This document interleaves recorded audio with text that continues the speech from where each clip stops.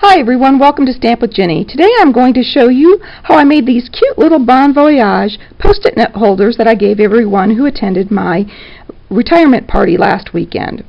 I thought they were a lot of fun to make, and they could be used for other occasions too, such as graduation or retirement parties. Let me set this aside and I'll show you how I assembled it in a couple of tips. The first thing you're going to want to do is cut a piece of cardstock that is 7.5 by 4 inches, and then score it at the 3.5 and 4 inch mark using your Simply Scored board. I then rounded all 4 corners using my corner rounding punch. I'm going to set that aside and move on to the next step. The next step I did was I cut 2 pieces of Designer Series paper 3 3/4 by 3 1/4 inches, and then I rounded 2 of the corners along that longer edge. I'm going to flip this over now and I'm going to line it up on my grid paper. I don't know if you're familiar with it, but this grid paper gives you a center point and then gives you 1/4 inch marks so that you know how to line things up. I'm going to take my snail and I'm going to set it on this 3 1/4 inch mark, and I'm going to go down about 1 inch to give me some adhesive, and then I'm going to take my 14-inch piece of ribbon and set it down about 1 inch on that 3/4 inch grid square. I'm going to line up the other side and do the same thing. And I like using the grid paper because it allows me to make sure that both sides are in the same area so that when you fold it up, it looks like everything lines up right. Okay, now the next step is going to be taking that same piece and running sticky strip all along the 4 edges. Use the sticky strip because it's extra strong adhesive that's going to make sure your little luggage stays together. Once I've got that done, I'm going to bring back my piece of cardstock and I'm going to add it to the top. Now if you notice, this is the way it lays on the outside. So when I do this, I am going to take my Designer Series paper and make sure that I'm adhering it this way with my ribbon going towards the center. Alright, with my first piece adhered, I'm going to move the ribbon so I can do the other side. And once again, that ribbon goes towards the center, not the outside edge.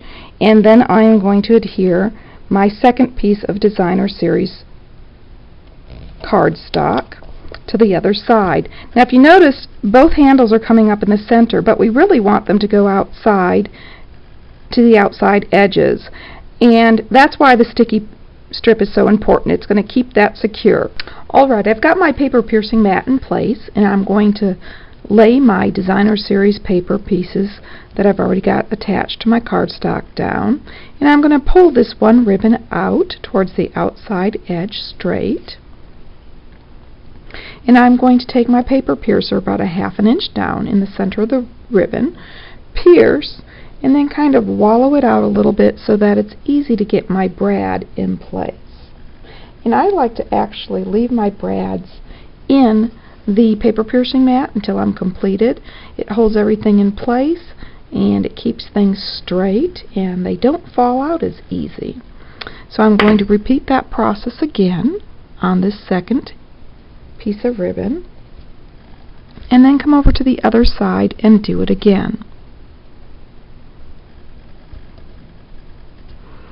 I'm using the smaller brads this time because I thought the color went well with the Designer Series paper